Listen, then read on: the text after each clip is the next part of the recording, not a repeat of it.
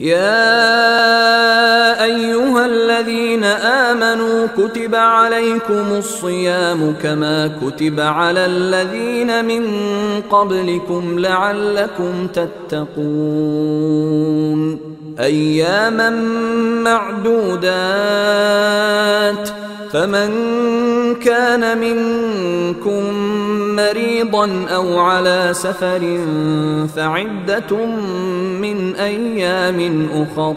وعلى الذين يطيقونه فدية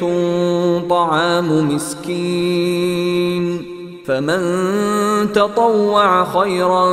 فهو خير له وأن تصوموا خير لكم إن كنتم تعلمون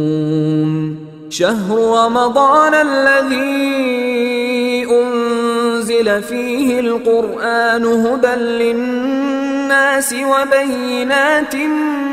من الهدى والفرقان فمن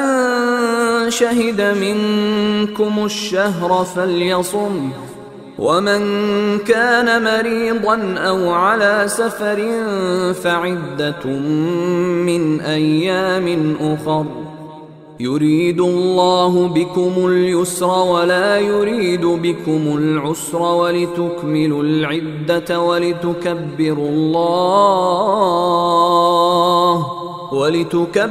الله على ما هداكم ولعلكم تشكرون وإذا سألك عبادي عني فإني قريب أجيب دعوة الداع إذا دعان فليستجيبوا لي وليؤمنوا بي لعلهم يرشدون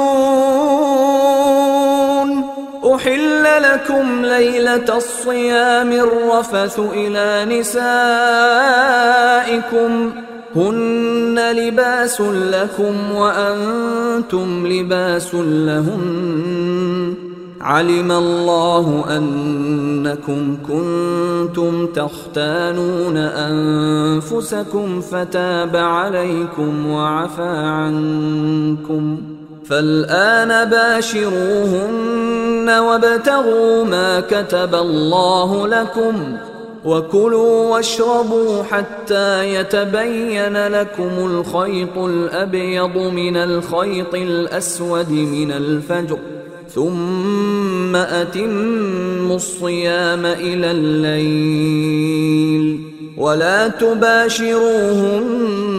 وأنتم عاكفون في المساجد تلك حدود الله فلا تقربوها كذلك يبين الله آياته للناس لعلهم يتقون